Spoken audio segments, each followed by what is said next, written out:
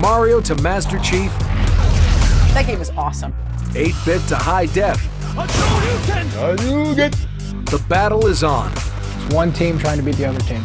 Heroes versus assassins. Finish him. Legends versus monsters. She's the toughest bad guy in the game.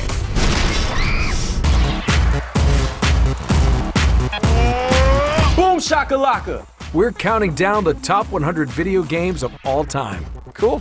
Mario Brothers is basically like a quest on acid. Just last night, I was lost in the jungle with Pitfall Harry. I love shooters. Best game of all time's Mario Party. Skyrim is a way of life. Best game of all time. That's a game we used to play a lot. Portal is the best game on the planet. I got really hooked on that game.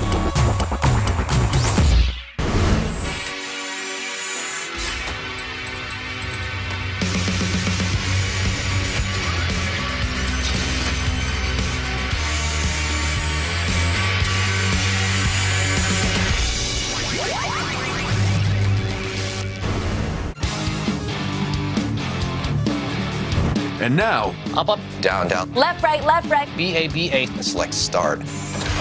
at number 60, Contra. I used to love that game. Nintendo, old school. We're classic gamers. We're taking it back right now. I would say Contra. Contra was dope, man. Contra was always one of the best games ever. Oh, good memories of Contra. Contra love. Though Contra was released to arcades in 1987, it's probably the version ported to the NES the following year that most gamers remember.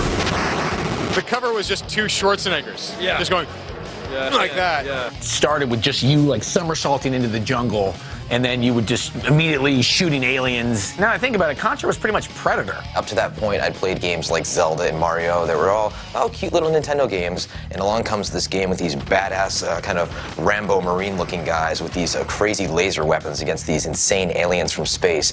Needless to say, it won my heart over. My favorite weapon was the spread shooter. The spread gun would be like you kick ass on that. The spread gun, you know, you had to catch them in parachutes that came down on top of you. You get the S symbol and you had the spray gun, and that was always the gun you needed to, always get to the next level. And if you could find a way to keep that to the end, it was always good.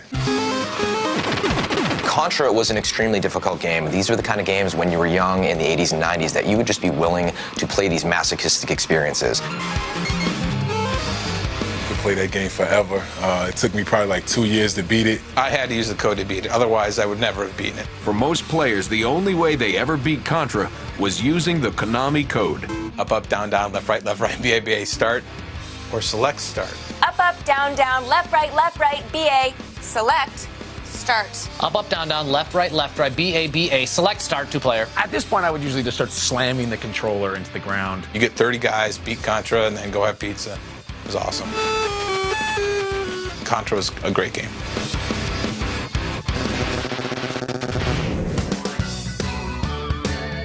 Next up, a game that followed a simple formula. Point, click, laugh. At number 59, it's Maniac Mansion 2, Day of the Tentacle.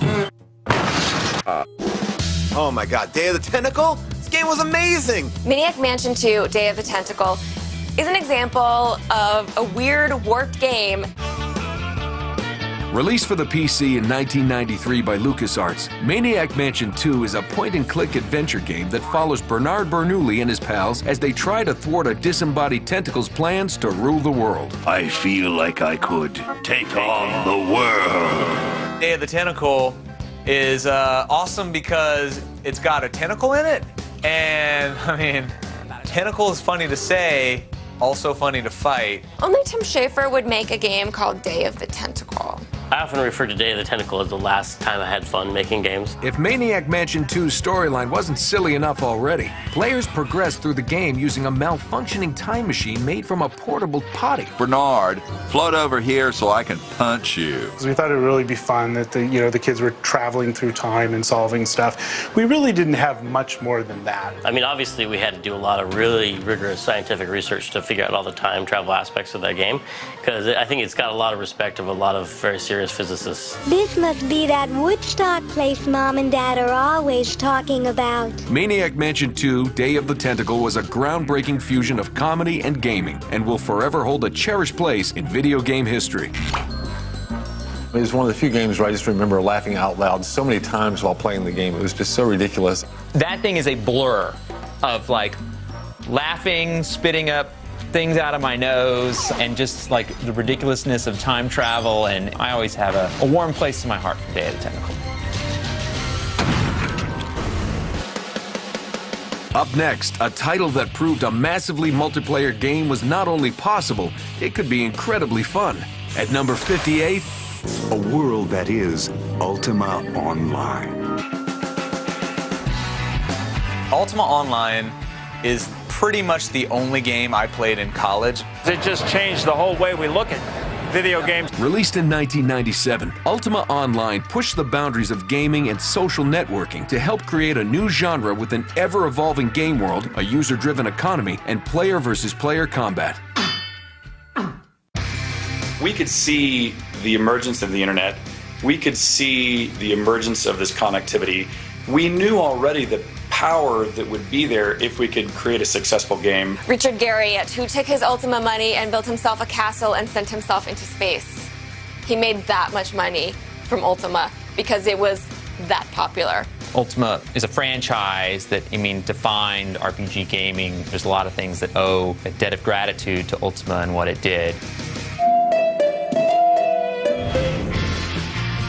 Next, the debut game for an addictive franchise that enraptured millions of kids.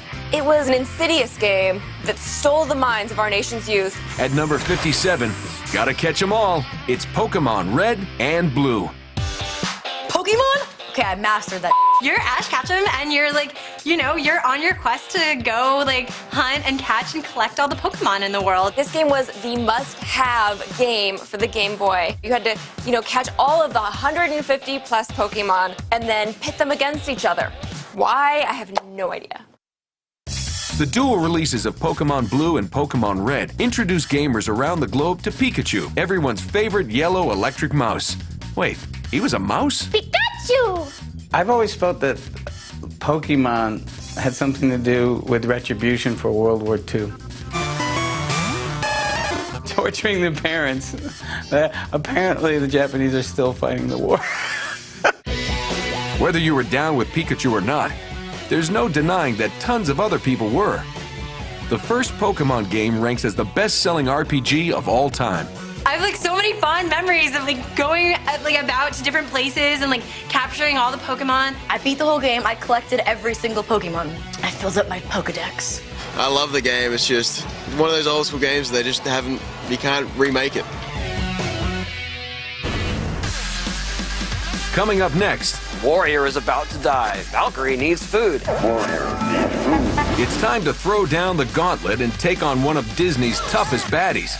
Get ready for this! Ursula that's another vein popping out of my head. Plus, we catch up to the fastest blue hedgehog on the planet. It's a badass.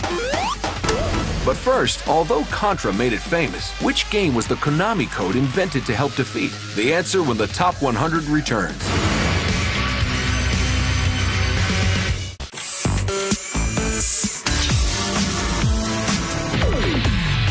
Before the break, we asked which game the Konami code was invented to help defeat. The answer? Gradius, Konami's insanely difficult side-scrolling shooter first released in 1985.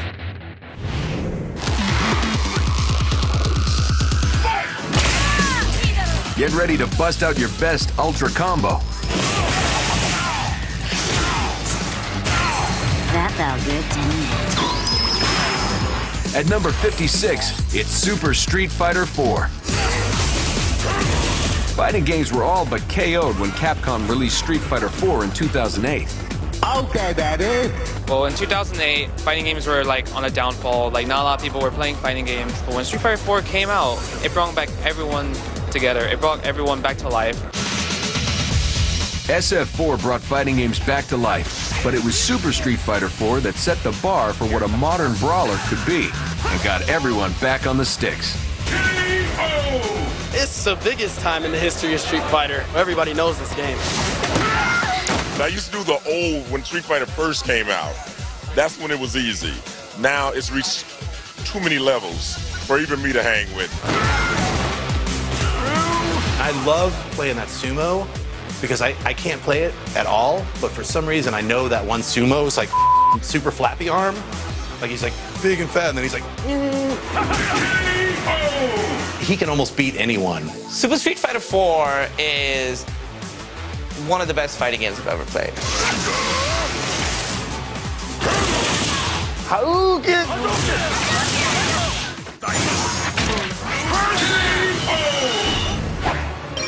Next, an unlikely collaboration that yielded one of the most original games in years. At number 55, Kingdom Hearts. Man, Kingdom Hearts. Allow me to demonstrate. This 2002 PlayStation release was the product of a partnership between gaming giant Squaresoft and Disney. Kingdom Hearts was one of the pinnacles of kind of like Japanese RPG meeting American culture and all of it rushing together. And you squish those together into a sandwich and you come out with a game that people are so dedicated to that we get emails about the game still. I was super excited for it to come out because I love the Final Fantasy games, and it was a lot of people that worked on Final Fantasy came on to work on Kingdom Hearts. And I was excited to get to see Disney characters and how they integrated them into this world. We better get out of here. It's really pretty incredible. I mean, from Aladdin to the Little Mermaid level was murderous. Ursula that's another vein popping out of my head. The blending of die-hard gamers and dedicated Disney fans resulted in a successful new franchise and an entire generation of Kingdom Hearts cultists. I had this one other friend, and how I knew he played it, he came to school one day, he had a Kingdom Hearts jacket on. I guess I could give that a try. I was like, you play Kingdom Hearts? And he's like, yeah, I play Kingdom Hearts. That was our common. The game is just amazing. It got hardcore gamers, it got young kids who had never really played RPGs like that involved, and I wish they would do more stuff like that nowadays. Behold! Up next, Wizard is about to die. we head back into the dungeon with number 54, Gauntlet. Gauntlet was one of the main games at the skate park I grew up at, so I would hear it in the arcade every day, Warrior is about to die, Valkyrie needs food. Valkyrie needs food. Gauntlet hit arcades in 1985 and blew gamers away with its ability to let 4 people play at the same time. Gauntlet was that first game where you were like, why are 4 people around a video game? It was the first kind of true multiplayer experience. Now, Gauntlet, that's a party! Valkyrie needs Valkyrie food. needs food badly.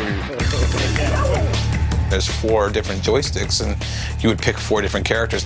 You're either the warrior, the Valkyrie, the wizard, or the elf. And we would always, always, always let the elf die. Always. Elf needs food badly. I don't know why. Warrior needs food. Warrior is about to die. Warrior needs food. Warrior needs food, absolutely. I like to play the wizard. The wizard's my favorite. Gauntlet was great. Gauntlet redefined what co-op gaming could be and gave players their first glimpse at the multiplayer experiences we're playing today. That was also one of the first games I think I put $20 in there. Now for the game that changed the way we looked at first-person shooters and RPGs. At number 53, Deus Ex. All right, let's do this. It was really an amazing blend of first-person shooter and gameplay with RPG elements. What else do you know? Deus Ex had this incredibly complicated and well-crafted story about conspiracies and government. Deus Ex was released in the year 2000 in the wake of the Y2K panic, and gamers embraced its dark, dystopian vision, along with its compelling blend of genres. Deus Ex that kind of embraced that kind of cyberpunk technology that a lot of authors had kind of explored, but video gamers haven't really played with up until that point.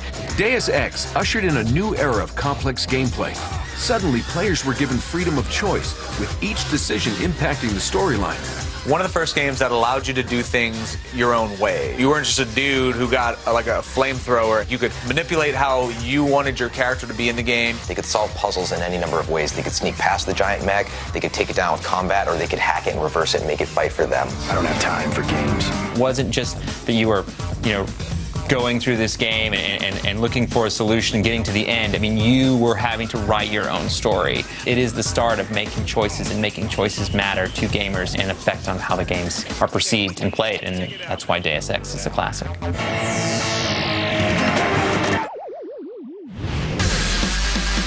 Coming up next. I got it. I finished it. I'm addicted. One of the most addicting games of all time takes aim at a rock and roll superstar. We play a lot of Rock Band in my house. Plus, the Mario title that changed gaming forever. It was mind-blowing. I've never seen anything like it. Here we go! But first, what was Mario's original name? The answer when the Top 100 Video Games returns.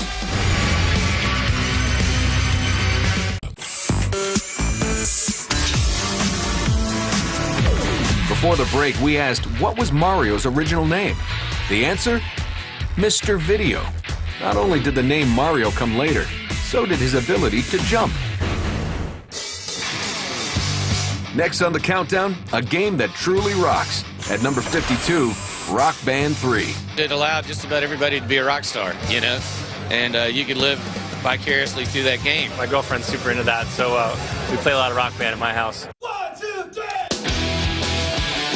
Released in 2010, Rock Band 3 introduced awesome new features like 3-part harmonies, a realistic pro mode, and a keyboard, making jam sessions with friends more fun than ever. Everybody wanted to have the keyboard. It's so much fun. It's so ingenious. I think it's the best instrument that lends itself to a music game that I've ever actually seen. Now, I didn't really think that I would get that hooked into like the music games. But the execution of Rock Band, plus the library of music, you can go online and always find some band that you really like and download it. Thanks to its variety of downloadable tracks, Rock Band 3 has endless replay value. And even some real rock bands are downloading their own music to dominate the game. Well, almost. I definitely suck. I got like probably 70% on my own singing, and it was like, it can't be like that. I mean, I wrote this part, I sing this part. Yes, so I failed Rock Band at my own song. That is the unfortunate truth. It's a moment of silence. But I thought it was hilarious. I thought it was the best. I thought you had it. I was like, we're going to ace this. Yeah, I was like, oh, give it. Leaderboard. Get easier than this. Yeah. But no. Okay. Wah, wah.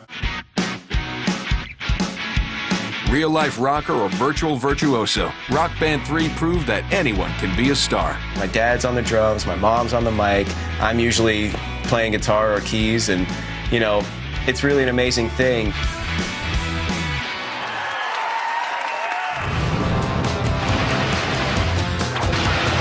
Next on the countdown, a sequel that surpassed the original with more action, more hilarity, and more delightful weaponry. Should I have a look? At number 51, it's Ratchet & Clank Going Commando.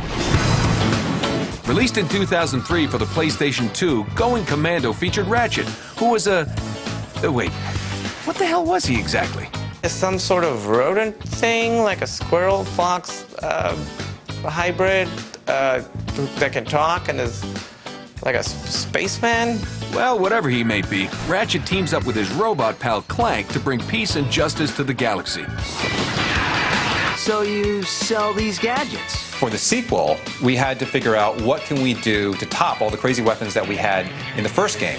You might have a slime gun, or you might have like a giant rocket launcher. My favorite gun is, of course, the Sheepinator. You get to turn enemies into sheep. Wait, I guess that was pretty self-explanatory, wasn't it? Ratchet & Clank Going Commando wrapped brains, brawn, and laughs into one irresistible game. A really important aspect of Ratchet & Clank for us at Insomniac was humor. And that's reflected in the story, it's reflected in the character design, it's reflected in the weapons, and it's certainly reflected in the game's titles. My word, you young people are so fresh these days. There are a lot of inappropriate references, except they're all perfect double entendres. So the kids aren't going to get it, and the adults are sitting in the back being like, heh, heh, heh, heh, heh.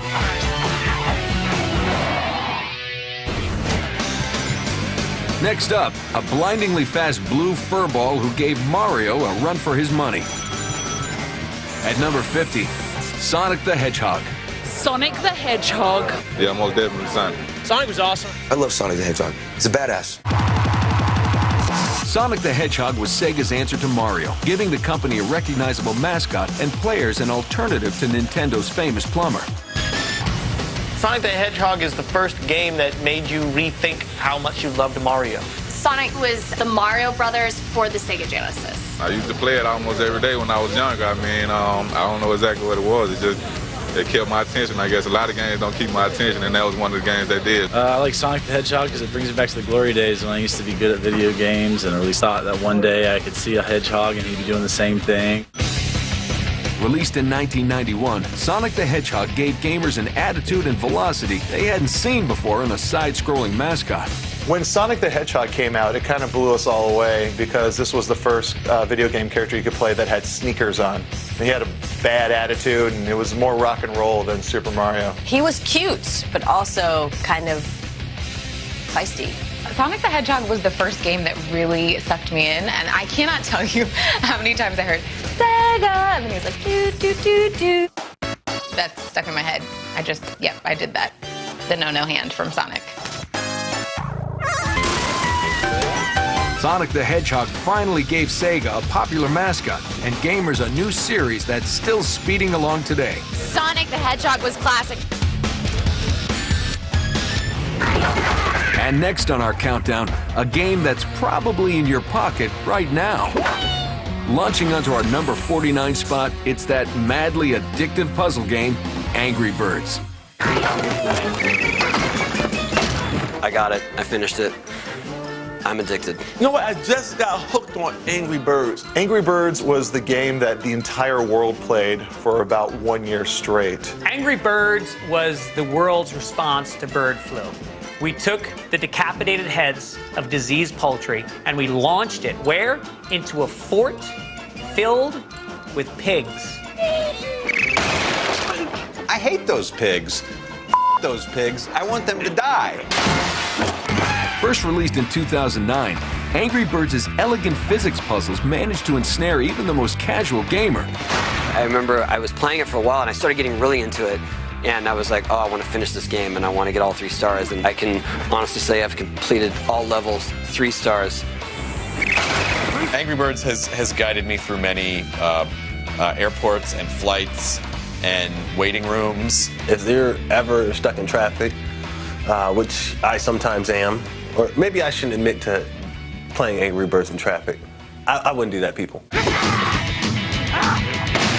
The Angry Birds franchise has just passed 1 billion downloads.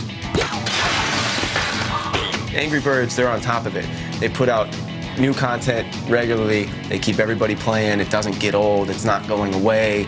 I think it's a very simple, very elegant concept, and I think it works for everyone. I've got like the Christmas Angry Birds, the Halloween Angry Birds. I think there's a Rio de Janeiro Angry Birds. I have like 6 different versions of Angry Birds, and they're all cool.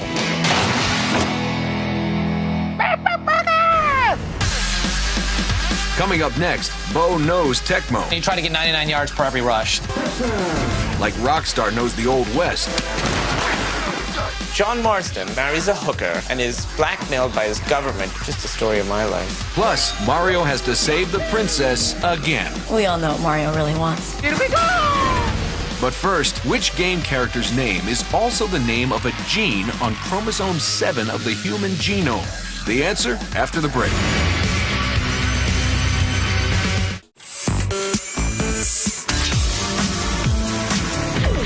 Before the break, we asked what video game character is also the name of a gene. The answer? Sonic the Hedgehog. When not collecting gold rings, it helps regulate the growth of your button-mashing digits. You don't need sick graphics and epic storylines to make our list. All you really need is Bo Jackson. Bo knows everything. Bo knows baseball, he knows football, he knows Tecmo too. Bo knows Tecmo Bowl. Sprinting its way to number 48, Tecmo Bowl. Tecmo Bowl was my favorite game. Tecmo Bowl was awesome. It was such a great game. Tecmo Bowl was one of my favorites. Released for the NES in 1989, Tecmo Bowl became the football title of choice. Tecmo Bowl was dope because it was like the first game where they had a season in the sports games. I was a big Bears fan, and Tecmo Bowl was the first game where I realized you could do like entire seasons, and man, that was the game changer. Where you could all of a sudden go, I could do the Bears and try to do the Bears all the way through the year. I used to do sleepovers with friends, and we would go from like 9 at night to 3 in the morning. They had like maybe 4 or 5 teams, 6 teams, 4 or 5 plays. You just had to make it happen. If they picked the same play you did, you were screwed. And if you picked the right play, it was a touchdown. I don't never like to run the ball. I just like throwing it. It was never a time where they don't catch the ball. It was either caught by the person or intercepted. It was never really no incomplete passes when you played Tecmo Bowl. Tecmo Bowl was amazing, though, because there were superstars in football at the time, and they felt like superstars in the game. Willie Gault, like, that was my dude right there. Like, he caught everything. But the most famous superstar in Tecmo Bowl history was Bo Jackson. Bo Jackson was the best player. If you have Bo Jackson on your team, you are set. You give him the ball every time, feed him the ball all day long. He will cruise through the line of scrimmage, and you kick outside to the bottom of the screen, and you go. Go all the way up, and you go all the way across, and you try to get 99 yards per every rush. It must have been in his contract that he was just 10 times faster than every other player. Bo Jackson was one of the guys on there that was just unstoppable. Superstar players, your favorite teams, and Bo Jackson. Tecmo Bowl amazed gamers and changed digital football forever. It was insane. It was fantastic. It was the first football game I ever played, and I still own it to this day.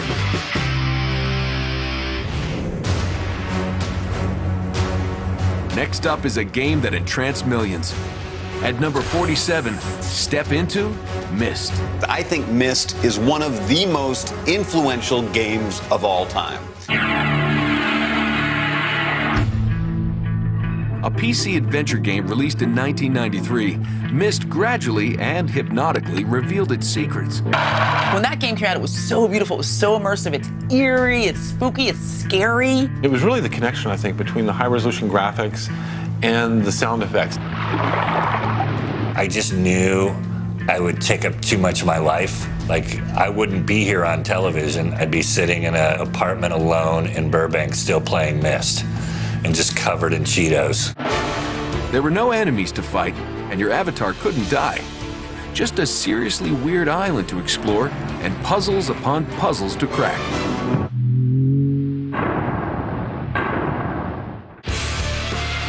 It's all problem solving, all puzzles, no shooting. It was kind of a choose your own adventure, but with puzzles, and somehow they managed to make these still images really engaging. I don't know, there's something about just looking at a screenshot going, what is it? Is there a lever? There was something about it that was enchanting in an almost musical, hypnotic way. I played that thing for days. That's all I did, and it was so beautiful. Even now, like, if I'm somewhere and I'll be like, man, this looks just like Myst. Thank you again.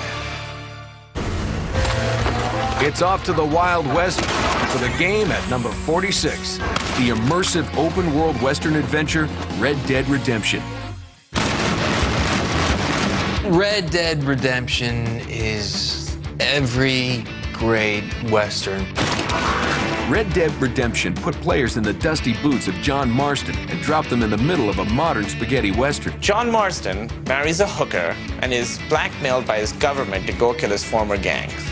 Just a story of my life. How badass your protagonist is, that he can slow the world down, and it goes into this gorgeous sepia, and then you can pick your targets slowly, as if he's going into this Zen place in his mind.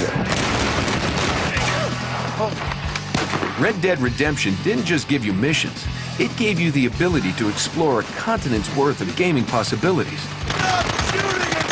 You wanted to just head out into the wilderness and do little mini side quests the whole entire time, you could absolutely do that. Or you could follow a main storyline and actually have like the directed quest lines and everything and not get distracted by, you know, the prostitute that needed to be rescued. I got the game, never beat it, but I did spend 40 hours hunting cougars. So, there's that. And in true Rockstar Games fashion, the Red Dead Redemption soundtrack was a standout on its own. All the music in the game is actual tracks from these old spaghetti Western movies. They did an amazing job putting this stuff together and really, capturing that feeling. Amazing music, a troubled hero, and lots of gunfights. Red Dead Redemption is everything a Western should be. If it were a movie, it would be considered one of the best Western movies of all time. This next game snuck up behind us and knocked us out cold. Coming in at number 45, it's Metal Gear Solid. Metal Gear Solid, I gotta take the glasses off for this one. Metal Gear Solid is like a classic. Solid joined the extremely popular Metal Gear franchise in 1998, with players inhabiting the role of retired super spy, Solid Snake. Yeah, Snake is just like this ultra solo stealth badass guy. Can you shoot me, rookie? That game was amazing because all of its boss battles were so completely unique and different. I am Sniper Wolf, and I always kill what I aim at. Sniper Wolf, that battle was so tense. It was a mind bender. That's when a game is good, is when you can remember screenshots of it in your head. But Metal Gear Solid is recognized for more than just its incredible boss battles. It was also a watershed moment for players used to simply blasting their way through action games. Metal Gear Solid didn't invent the stealth mode, it perfected it. Every other game, you were just trying to kill as many people as possible. But in Metal Gear, it took strategy. You had to sneak around. The first time I played it, it was just like, what is this game? Like, I would hide on the wall, knock on the wall. You're trying to be sneaky. When somebody sees you, they get a big exclamation point on top of their head. Drink makes that noise. People, and they couldn't find me. I used to always hide and just yoke people out or run. You know what I'm saying? It was like a real sneaky game. Even with multiple installments in the Metal Gear series, for many, Metal Gear Solid will always be the best of the bunch. They pushed the boundaries of gaming at the time further than any other game I'd seen.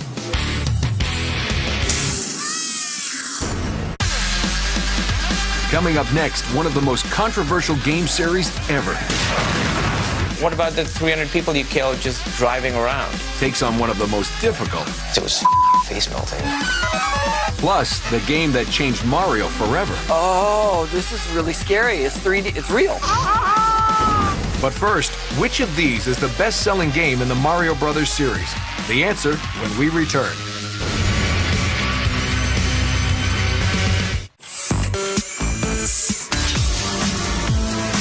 Before the break, we asked which of these is the best-selling game in the Mario Brothers series. The answer? The original Super Mario Brothers. It flew off the shelves over 40 million times.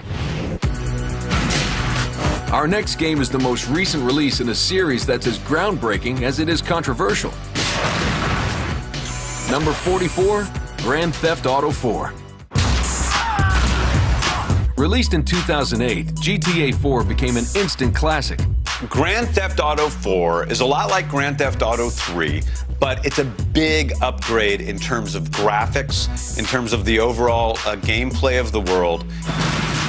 So the whole Grand Theft Auto series, I think, kind of hit a high watermark with Grand Theft Auto 4. I can do this all day if I had to. You're this guy, Niko Bellic, who comes from some unnamed Eastern European country, and you've been through some type of war, and you come to this country, and you find yourself getting into a lot of trouble.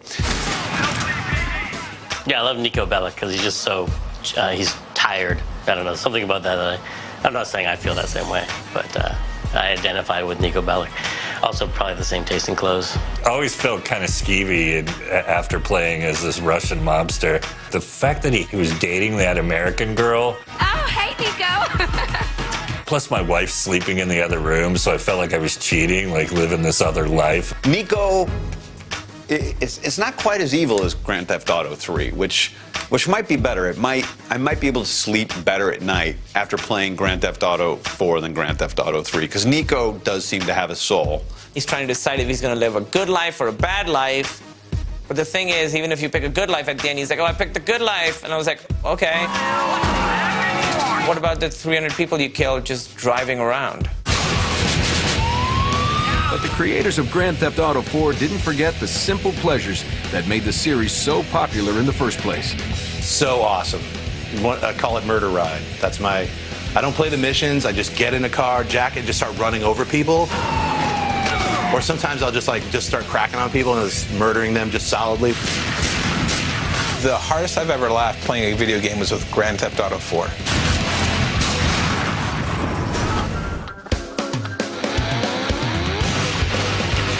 Up next, one of the greatest blast the crap out of everything games of all time. At number 43, we give you Quake 3 Arena.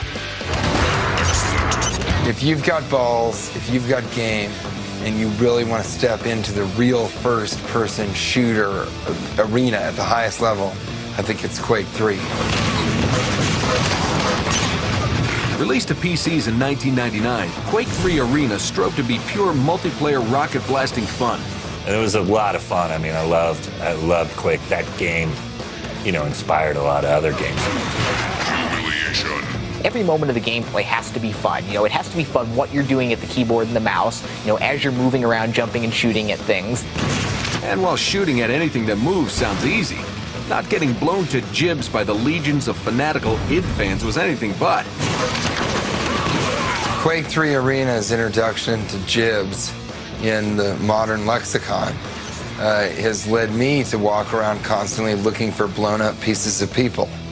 But there aren't any, because our cities keep the streets clean. First-person shooters today, obviously, are probably the biggest business out there. But if you want to truly find out if you're good at first-person shooters, pick up Quake 3 and play it. My answer, I'm terrible. Just because of how intense it was one of those games where you'd come out of it and you'd feel like you'd actually been in war. You'd come out kind of sweaty and feel like you'd done your own little nom time in front of your laptop while you're eating ho-hos. It is amazing how good the people got at that game.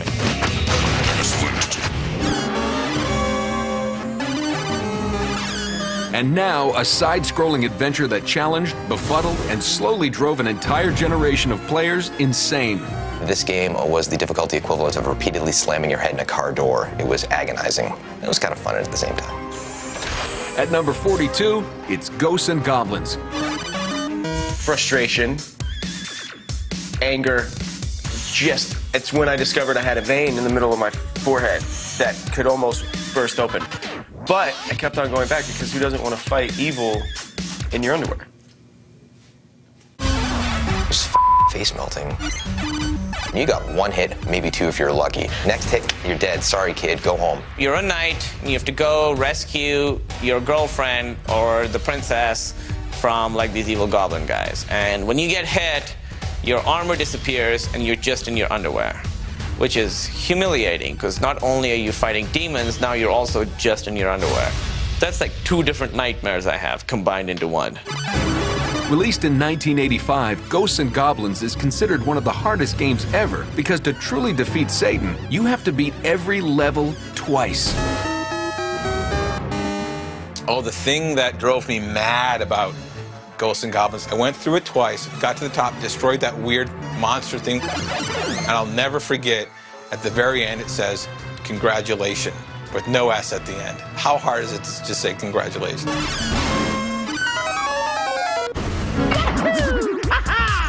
And now, the title that helped revolutionize 3D gaming.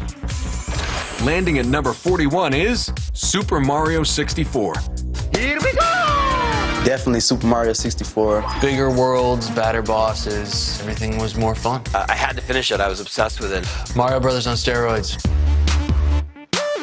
Released in the summer of 1996, Super Mario 64 added a whole new dimension to Nintendo's most recognizable franchise. It was everything you want Mario to be, but in 3D. For me, it was like the culmination of video games at the time. That was it. That was the first time I really paid attention to Mario game, and it just blew my mind. It was one of the main reasons I stopped making PC games and started getting really into console games, because I started to play them a lot because of Mario 64. This was some good right here. Can beep that part out. My mistake. While Mario 64 changed just about everything for Mario, it didn't change the fact that Princess Peach had to be saved again. Are they together? Are they dating? Is this just a potential girlfriend? Is this girl he's a crush on? I don't know. We all know what Mario really wants. Here we go! Then you gotta like jump through these paintings, and you go in the paintings, and each painting is like, it's like Snow World, and then you have all these levels of like snowmen and penguins, then it's like Volcano Land. You know, wet, dry world and big, small world. And Yeah, I remember like feeling a sense of fear first getting into Bowser's Castle. flames and the lava, and you're just like, oh, this is really scary. It's 3D, it's real. The 3D world of Mario 64 allowed players to battle Bowser and his minions in a whole new way. And you get behind Bowser, you grab his tail, and you spin the 64 joystick around, and you toss him all the way off the stage. That was like one of my highlights, you know what I'm saying? I didn't know my thumbs, could do circles like that, and it's controlling the camera and everything else. It was so innovative, and you still see it today. And you see it in games where they don't get it right. Like, they got it right in that one. You see games now today, you're like, they did that 16 years ago. Can we please get camera angles right? Come on, guys. Super Mario 64 not only solidified Nintendo's standing in a new age of console gaming, it changed the way people play games forever. It was like a new world. I mean, that it could exist in 3 dimensions like that, and it was just so expansive, and it was mind-blowing. I never seen anything like it, you know?